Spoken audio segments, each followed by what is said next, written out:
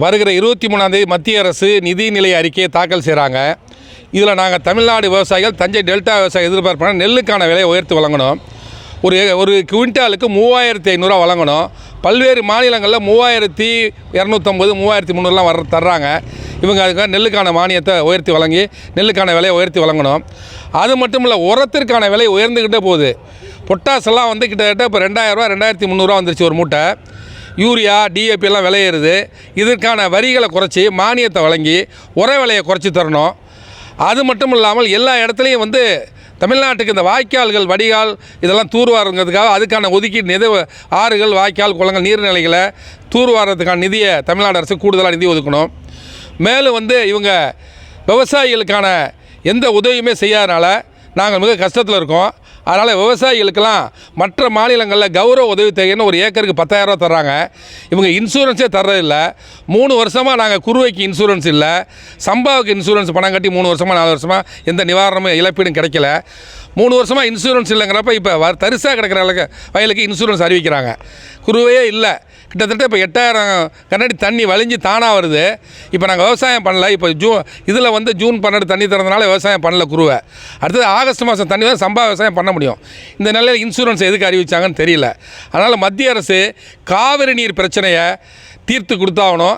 இவங்க ஒருத்தர் சொல்லிக்கிறாங்க. தமிழ்நாடு அரசு அந்த கர்நாடக அரசை சொல்கிறாங்க, கர்நாடக அரசு மத்திய அரசு சொல்கிறாங்கன்னு இது மாதிரி பண்ணுறாங்க. அதாவது காவிரி பிரச்சனை 50 ஆண்டுகளுக்கு மேலாக தீர்க்க முடியாத பிரச்சனையை தீர்ப்பதற்கு மத்திய அரசு வேளாண் துறைக்கு தனி பட்ஜெட் போட்டு அந்த காவிரி பிரச்சனையை தீர்ப்பேன் என்று மத்திய அரசுடைய விவசாயத்துறை அமைச்சரும் பிரதமரும் எங்களுக்கு உத்தரவாதம் அளிக்கணும். இந்த பட்ஜெட்டில் நாங்கள் எதிர்பார்க்குறோம். மத்திய அரசு வருகிற 23ஆம் தேதி மோடி அரசின் 3வது ஆட்சி கால முதல் பட்ஜெட்டை தாக்கல் செய்திருக்கிறார்கள். மிகுந்த எதிர்பார்ப்போடு அந்த பட்ஜெட்டுக்காக காத்திருக்கிறோம். பல உயிர்களை பலி கொடுத்து மோடி அரசு கொடுத்த வாக்குறுதிகள் இதுவரையிலும் நிறைவேற்றவில்லை. போராட்டம் தீவிரமடைந்த நிலையில் பாராளுமன்ற தேர்தலில் மீண்டும் மோடி அரசு ஆட்சிக்கு வந்திருக்கிறது. இந்த பட்ஜெட்டில் பிரதமர் விவசாயிகள் கொடுத்த வாக்குறுதிகள் நிறைவேற்றப்பட வேண்டும். குறிப்பாக MS சாமிநாதன் குழு பரிந்துரையை நிறைவேற்ற வேண்டும். குறைந்தபட்ச ஆதார விலைக்கான சட்டம் கொண்டு வரப்பட வேண்டும். இலவச மின்சாரத்தை ரத்து செய்யும் நோக்கம் கொண்டு மத்திய அரசின் மின்சார ஒழுங்குமுறை ஆணைய சட்டத்தை திரும்பப் பெற வேண்டும். விவசாயிகள் மீது போடப்பட்டிருக்கிற வழக்குகள் திரும்பப் பெற வேண்டும். விவசாயிகளுக்கு சாதகமான திட்டங்களை மத்திய அரசு கொண்டு வர வேண்டும் என்று எதிர்பார்க்கிறோம். விவசாய குடும்பங்கள், ஏழை பகுதி மக்கள், மாணவர்கள் கல்விக் கடன் பெற்று வேலைவாய்ப்பு இல்லாமல் பாதிக்கப்பட்டுள்ளனர். கல்விக்கடன் வசூல் என்கிற பெயரில் ரிலையன்ஸ் போன்ற தனியார் கார்ப்பரேட் நிறுவனங்கள் விவசாய குடும்பங்களை கடன் வசூல் என்கிற பெயரால் அச்சுறுத்துகிறது, கல்விக்கடன் வசூல் என்கிற பெயரால் அச்சுறுத்துகிறது. எனவே மத்திய அரசு கல்விக்கடனை தள்ளுபடி செய்ததோடு வேளாண் கடன்கள் முழுமையும் தள்ளுபடி செய்ய வேண்டும். அதற்கான அறிவிப்புகள் இந்த பட்ஜெட்டில் இடம்பெறும் என்று நாங்கள் எதிர்பார்க்கிறோம். வருகிற 22ஆம் தேதி டெல்லியில் SKM NP ஐக்கிய விவசாயிகள் சங்கம், அரசியல் சார்பற்ற சங்கங்களுடைய தேசிய அளவிலான நிர்வாகிகள் கூட்டம் டெல்லியில் நடைபெற இருக்கிறது. அந்த கூட்டத்தில் நானும் பங்கேற்க இருக்கிறேன். அந்த கூட்டத்தில் அடுத்த கட்ட நடவடிக்கை கொடுத்து முடிவெடுப்போம். வருகிற 23ஆம் தேதி ஒன்றிய நிதியமைச்சர் அவர்கள் நிதிநிலை அறிக்கையை தாக்கல் பண்ணுறாங்க. இந்த நிதிநிலை அறிக்கையில் நாங்கள் ஆவலோடு எதிர்பார்க்கறது விவசாயிகள் வாங்கின கடனை முழுமையும் தள்ளுபடி பண்ணணும். அதே போல் கட்டுப்படியான விலையை கொடுக்கணும். இப்போ நெல்லுக்குன்னு சொல்லி சொன்னால் எங்களுக்கு 3000 நெல்லுக்கு கொடுக்கணும், கரும்புக்குன்னா 5000 நெல்லுக்கு கரும்புக்கு விலை கொடுக்கணும். இதே நிலை நீங்கள் வருஷத்துக்கு 100 200 ஏற்றி கொடுக்கறதுல லாபம் கிடையாது. விவசாயிகளுக்கு உற்பத்தி செலவோட பல மடங்கு சேர்த்து கொடுத்தா தான் விவசாயம் செய்ய முடியும். ஆனால் அதே நேரத்தில் பார்த்தீங்கன்னா உரச்செலவெல்லாம் பன்மடங்கு உயர்ந்து போயிடுச்சு. அதனால் உரமெல்லாம் நம்ம ஒன்றிய அரசு விவசாயிகளுக்கு இலவசமாகவே கொடுக்கணும். அப்படி கொடுத்தா தான் நாங்கள் எங்கள் வாழ்வாதாரத்தை தாக்குப்பிடிக்க முடியும். அதே போல் என்னென்னு கேட்டிங்கன்னா, இன்றைக்கி டோட்டலாக அம்பானி, அதானி அவங்களுக்கெல்லாம் கார்ப்பரேட் நிறுவனங்களுக்கு அதிக அளவில் தள்ளுபடி பண்ணி பல லட்சம் கோடியை தள்ளுபடி பண்ணும்போது இந்த சிறு குறு விவசாயிகள், நடுத்தர விவசாயிகள் வாங்கின கடனை தள்ளுபடி பண்ணாமல் இருக்கிறது எங்களுக்கு ரொம்ப வேதனை அளிக்கிறது. இதனால் விவசாயிகள் வாங்கிய கடனை கட்ட முடியலை, புது கடனும் வாங்க முடியாத ஒரு சூழலில் தள்ளப்பட்டிருக்கோம். உடனடியாக எங்களுக்கு இந்த கடன் தள்ளுபடி பண்ணணும், அது கட்டுப்படியான விலையை கொடுக்க வேண்டும் என்று எங்களுடைய டெல்டா மாவட்ட விவசாயிகளின் சார்பாக கேட்டுக்கொள்கிறோம். இன்றைக்கி மத்திய பட்ஜெட்டில் நாங்கள் எதிர்பார்க்குற முக்கியமான விஷயங்கள், இன்றைக்கி விவசாயிகளை பாதுகாக்கிற பல நடவடிக்கைகளை கைவிட்டிருக்காங்க. தொடர்ச்சியாக விவசாயிகள்கிட்ட ஏற்றுக்கிட்டு இருக்க இந்த குறைந்தபட்ச ஆதார விலை என்பதை விவசாய விளைபொருட்களுக்கு அறிவிச்சு ஆகணும். MS சாமிநாதன் பரிந்துரை அடிப்படையில் அது செய்யணும். ஏற்றுக்கிட்டது அரசாங்கம் ஏற்றுக்கிட்டது. இந்த தடவையாவது 10 வருஷத்துக்கு இந்த தடவையாக செய்வாங்க நாங்கள் எதிர்பார்க்குறோம். அதே போல் தான் இன்றைக்கி கடன் தள்ளுபடிங்கிறது மிகப்பெரிய கடன் வலையில் விவசாயிகள் சிக்கி தவிக்கிறாங்க. அதனால் ஒரே ஒரு முறை கடனை தள்ளுபடி பண்ணுங்கிறது ஏற்றுக்கிட்டு இருக்காங்க. அது இன்ன வரைக்கும் நிறைவேற்றலை. கடன் தள்ளுபடிங்கிறது அதே மாதிரி இன்றைக்கி பயிர் காப்பீடு என்பது மிக கேள்விக்குறியாக மாதிரி இருக்குது. பயிர் காப்பீடு பண்ணால் கிடைக்கிறதே இல்லை, இன்னும் சொன்னால் பயிர் காப்பீடு முறையாக நடக்கிறதும் இல்லை. அதனால் மத்திய அரசாங்கம் இன்றைக்கி பொதுத்துறையில் அதை எடுத்து நடத்தணும்னு சொல்லி நம்ம கேட்டுக்கிறோம். அதையும் அரசாங்கம் கையகப்படுத்தணும். உண்மையிலே விவசாயிகளுக்கு நலம் புரிகிற வகையில் முதலாளிகளை விட விவசாயிகள் தான் முக்கியம்னு சொல்லி அவங்க கருதணும். அதே போல் இன்றைக்கி உற்பத்தி பொருட்களுக்கு பல்வேறு விஷயங்களுக்கு வித மானியம், வித மானியம், உழவுக்கான மானியம், இந்த மாதிரி மானியங்கள் கடந்த காலத்தில் குறைக்கப்பட்டிருக்கு. அதனால் விவசாயம் பிரதான தொழிலாக இருக்கிறது. அந்த மானியங்களை அறிவிக்கணும். மீண்டும் விவசாயத்தை பாதுகாப்பதற்கு முழு மானியம் அறிவிக்கணும்னு சொல்லி நான் கேட்டுக்கிறோம். வருகின்ற 23ஆம் தேதி மத்திய பட்ஜெட்டோடைய நிதி அறிக்கையை தாக்கல் செய்கிறார்கள். ஏற்கனவே மத்திய அரசு விவசாயிகள் தொடர்ந்து போராடினார்கள். விவசாயிக்கு அறிவித்த அந்த சட்டங்களை இன்னும் நடைமுறைப்படுத்தவில்லை. நாங்கள் இப்போ விளைகின்ற எங்களுடைய விளைபொருளுக்கு ஆதார விலை தரவில்லை. எனவே இது போன்று தொடர்ந்து மத்திய அரசு இந்த விவசாய சங்கங்களுக்கும் விவசாயிகளுக்கும் எதிர்மாறாக இருக்கிறது. எனவே அந்த நெல் ஆதார விலையை தர வேண்டும். இன்னும் மற்றும் எங்களுடைய விவசாய கடன்களை தள்ளுபடி செய்ய வேண்டும். இன்னும் பல்வேறு நிலைகளை விவசாயிகளை உயர்த்துவதற்கு மத்திய பட்ஜெட்டிலே பல்வேறு தீர்மானங்களை கொண்டு வரும் என்பதை கேட்டுக்கொள்கிறோம். இந்தியாண்டிற்கான புதிய நிதிநிலை அறிக்கையை அறிவிக்க வேண்டிய நிலையில் நாங்கள் உழவர்கள் விரும்புவது வேளாண் மக்கள் பெருமையாக இருக்கின்ற நாடு நம்முடைய இந்திய நாடு. சற்றேறக்குறைய 69% உழவர்கள் இருக்கின்றோம். எனவே இந்திய அரசு வேளாண்மைக்கு என்று ஒரு தனி பட்ஜெட்டை போட வேண்டும் என்று நாங்கள் தொடர்ந்து வலியுறுத்தி வருகின்றோம். சுதந்திரம் பெற்று 75 ஆண்டுகளுக்கு மாலாகிவிட்டது. 77வது ஆண்டு சுதந்திர தின விழாவை கொண்டாடுகின்றோம். ஆனால் உழவர்களுக்கென்று எந்த ஒரு இந்திய அரசும் இதுவரை தனி பட்ஜெட் போட்டதில்லை. எனவே தனி பட்ஜெட்டை இந்திய அரசு அறிவிக்க வேண்டும் என்று கேட்டுக்கொள்கின்றோம். அது மட்டுமில்லாமல் பிரதம மந்திரியுடைய உழவர்கள் வெகுமதி திட்டம் PM கிசான் நிதியை வெகுவாக குறைத்து விட்டார்கள். இந்தியாவில் 2.25 கோடி பேர் உழவர்கள் குத்தகை சாகுபடி செய்கின்ற உழவர்கள் இருக்கிறார்கள். குத்தகை சாகுபடி செய்கின்ற உழவர்களுக்கு அந்த PM கிசான் நிதியை இதுவரை இந்திய அரசு வழங்க முன்வரவில்லை. அது மட்டுமில்லாமல் இந்தியா முழுமையும் இருக்கின்ற அனைத்து நீர்நிலைகளையும் நதிகளையும் இணைப்போம் என்று 10 ஆண்டுக்கு முன்பு அவர்கள் வாக்குறுதி அளித்தார்கள். இதுவரை இந்தியாவில் இருக்கின்ற நதிகளை இணைப்பது குறித்து எந்த ஒரு நிதிநிலை அறிக்கையிலும் நிதி ஒதுக்கீடு செய்யப்படவில்லை. அது மட்டுமில்லாமல் கங்கை, யமுனை, அங்கே இருக்கின்ற பிரம்மபுத்திரா, வட இந்திய நதிகளை தூய்மைப்படுத்துவதற்கு பல ஆயிரம் கோடிக்கணக்கான ரூபாய் நிதி ஒதுக்குகிறார்கள். நம்முடைய காவிரியை தூய்மைப்படுத்துவதற்கு இதுவரை இந்திய ஒன்றிய அரசு நிதி ஒதுக்கவில்லை. இந்த நிதியாண்டிலாவது அதற்கு நிதி ஒதுக்க வேண்டும். 58 வயதை கடந்த ஆண் பெண் விவசாயிகள், விவசாய தொழிலாளிகளுக்கு மாதாந்திர ஓய்வூதியம் மாதம் ஒன்றிற்கு 5000 ரூபாயாவது இந்திய அரசு அறிவிக்க வேண்டும் என்று உழவர்கள் சார்பில் நாங்கள் கேட்டுக்கொள்கின்றோம். அது மட்டுமல்லாமல் குறைந்தபட்ச ஆதாய விலையை மத்திய அரசு எங்களுக்கு சட்டப்பூர்வமாக அறிவிக்க வேண்டும். கடந்த 2 ஆண்டுகளுக்கு முன்பு டெல்லியிலே 380 நாட்கள் தொடர்ந்து போராட்டம் நடத்தி 719 உயிர்களை நாங்கள் பலி கொடுத்திருக்கின்றோம். அப்பொழுது மாண்புமிகு பிரதமர் அவர்கள் குறைந்தபட்ச ஆதார விலையை விவசாய விளைபொருட்களுக்கு நிர்ணயம் செய்வோம் என்று அறிவித்தார். ஆனால் இதுவரை விவசாய விளைபொருட்களுக்கு குறைந்தபட்ச ஆதரவு விலையை மத்திய அரசு சட்டப்பூர்வமாக்கவில்லை.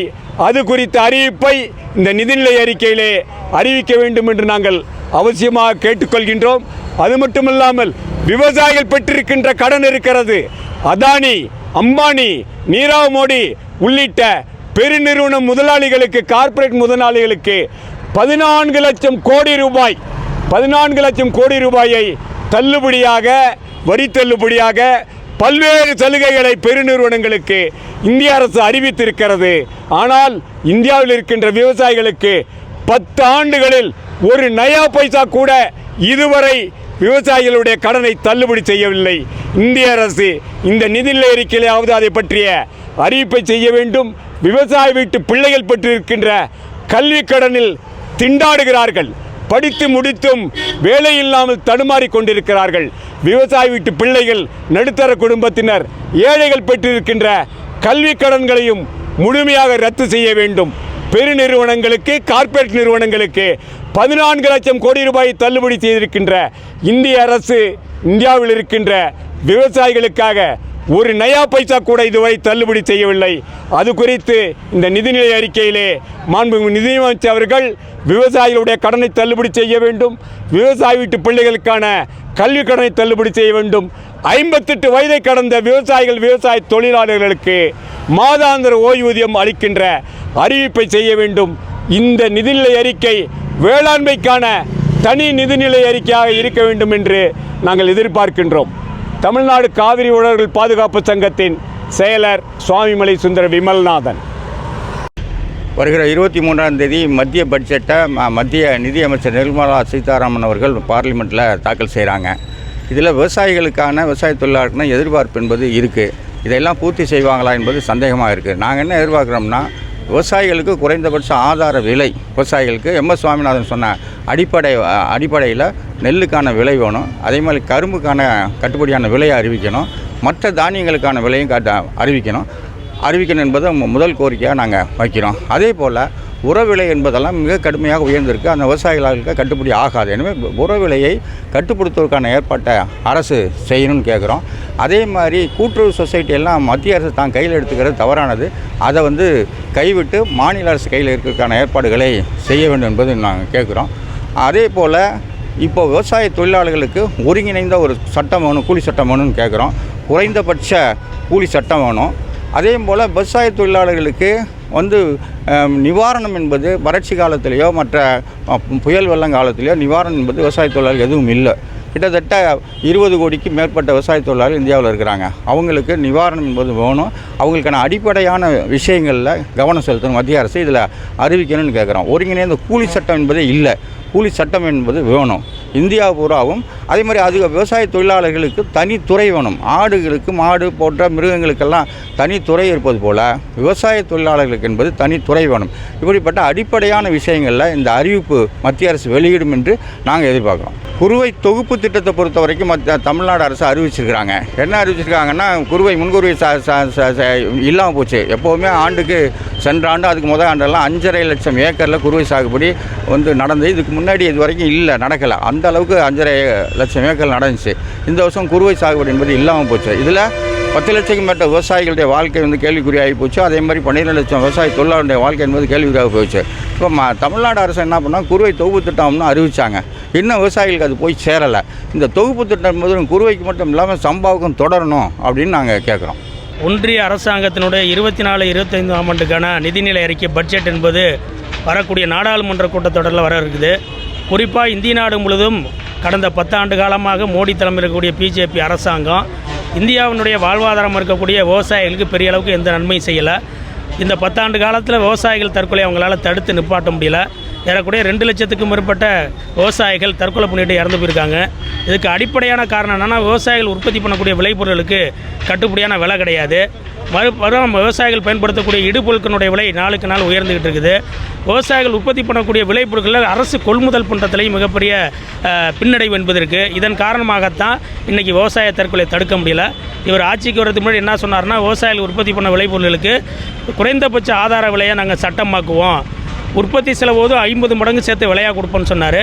கடந்த 10 ஆண்டு காலத்தில் அப்படி விலை கொடுக்காதனால இந்திய வேளாண் சமூகம் கடுமையாக பாதிக்கப்பட்டிருக்கு. எனவே இந்த நிதிநிலை அறிக்கையில் விவசாயிகள் வாங்கியிருக்கக்கூடிய அனைத்து கடன்களையும் தள்ளுபடி பண்ணுறதுக்கான அறிவிப்பை மத்திய அரசாங்கம் வெளியிடணும். அதே போல் விவசாயிகள் உற்பத்தி பண்ணக்கூடிய விளைபொருளுக்கு சாமியான் கமிட்டி பரிந்துரைப்படி C2+15 அடிப்படையில் விலையை தீர்மானிக்கணும். அதாவது உற்பத்தி எவ்வளோ ஆயிருக்குதோ உற்பத்தி செலவு அதை விட 1.5 மடங்கு சேர்த்து விலையாக கொடுத்தா தான் விவசாயிகள் உற்பத்தி பண்ணக்கூடிய விளைபொருளுக்கு கட்டுப்படியான விலை கிடைக்கும். அதற்கான அந்த அறிவிப்பையும் இந்த பட்ஜெட்டில் அறிவிக்கணும். குறிப்பாக MSP மினிமம் சப்போர்ட்டிங் ப்ரைஸுக்கு மத்திய சட்டத்தை நாடாளுமன்றத்தில் கொண்டு வர்றதுக்கான அறிவிப்பெல்லாம் அவங்க அறிவிச்சு வைக்கணும். பொது பட்ஜெட்டில் வேளாண்மை துறைக்கினான கூடுதல் நிதி ஒதுக்கணும். அதில் குறிப்பாக நீர்ப்பாசனத்தை மேம்படுத்துவதற்கு, புதிய கட்டமைப்புகளை மேம்படுத்துவதற்கு ஒன்றிய அரசாங்கம் கூடுதலான நிதி ஒதுக்கினாதான் இந்தியாவில் இருக்கக்கூடிய விவசாயிகளையும் விவசாயத்தையும் பாதுகாக்க முடியும். இதையெல்லாம் ஒன்றிய அரசாங்கம் செய்யுங்கிற எதிர்பார்ப்பில் விவசாயிகள் இருக்காங்க. வட இந்தியாவில் பல மாநிலங்களில் விவசாயிகள் போராட்டம் இந்த கோரிக்கையில் வலியுறுத்தி தொடர்ந்து போராட்டம் நடத்திக்கிட்டு இருக்கிறோம். அகில இந்திய விவசாயிகள் சங்கத்தின் சார்பிலையும் SKM சார்பிலையும் இந்தியாவில் இருக்கக்கூடிய அனைத்து நாடாளுமன்ற உறுப்பினர்களையும் இந்த கோரிக்கைகளை வலியுறுத்தி மனு கொடுக்கிற இயக்கத்தை இப்போதைக்கு நாங்கள் நடத்திக்கிட்டு இருக்கிறோம். இந்த அடிப்படையில் மத்திய அரசாங்கம் இந்த நிதிநிலையில் விவசாயிகளுக்கான சலுகைகளை அறிவிக்கணும்னு நாங்கள் எதிர்பார்க்குறோம்.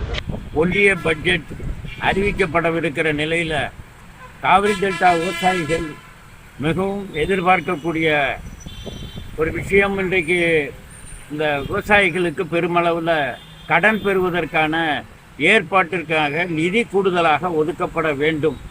அதே போல் விவசாயிகள் உற்பத்தி செய்யக்கூடிய அந்த பொருளுக்கு கட்டுப்படியான அந்த எம்எஸ்பி விலை உத்தரவாத சட்டம் என்பது இயற்றப்படும் என்று எதிர்பார்க்கிறோம்.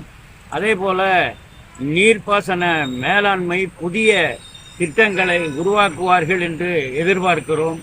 அதே போல் விவசாயிகளுக்கு இந்த பென்ஷன் திட்டம், விவசாயிகள் 60 ஆண்டு காலம் 70 ஆண்டு காலம் உழைத்து நலிவடைந்த நிலையில் விவசாயிகளுக்கு பென்ஷன் திட்டத்தை ஒன்றிய அரசாங்கம் அறிவிக்க வேண்டும் என்று எதிர்பார்க்கிறோம். அதே போல் விவசாயிகள் உற்பத்தி செய்யக்கூடிய அத்தியாவசிய அந்த உணவு பண்டங்களுடைய அண்மையில் அறிவித்திருந்த அந்த 14 பொருள்களுக்கான விலை கூட கட்டுப்படியாகாத விலையாக அறிவிக்கப்படுகிறது. நெல்லுக்கு, கரும்புக்கு, கோதுமைக்கு உள்ளிட்ட இந்த பொருள்களுக்கான உற்பத்தி செலவு கூடுதலாகி வருகிற நிலையில் C2+50 என்கிற அடிப்படையில் விலை தீர்மானித்தால் விவசாயிகள் ஓரளவுக்கு அது பாதுகாப்பாக இருக்கும் என்கிற அடிப்படையில் இந்த பட்ஜெட்டில் காவிரி டெல்டா விவசாயிகள் மிகவும் எதிர்பார்ப்போடு இருக்கிறோம். ஒரு முறை இந்த விவசாயிகள் தற்கொலை என்பது அதிகரித்து வருகிற சூழலில் ஒரு முறை விவசாயிகள் பெற்றிருக்கக்கூடிய கடனை தள்ளுபடி செய்ய ஒன்றிய அரசாங்கம் முன்வர வேண்டும். அதே போல வன உரிமை பாதுகாப்பு சட்டத்தில் திருத்தங்களை செய்ய வேண்டும் என்று எதிர்பார்க்கிறோம். அதே போல மின்சார திருத்த சட்டத்தை வாபஸ் பெறுவார்கள் என்று எதிர்பார்க்கிறோம். இப்படி விவசாயிகளை பாதுகாக்கக்கூடிய, விவசாயத்தை பாதுகாக்கக்கூடிய பெரும் அளவிலான புதிய திட்டங்களை உருவாக்குவதன் மூலம் விவசாயத்தையும் ஒன்றிய அரசாங்கம் பாதுகாக்கக்கூடிய நடவடிக்கையை மிகவும் காவிரி டெல்டா விவசாயிகள் எதிர்பார்த்து கொண்டிருக்கிறோம்.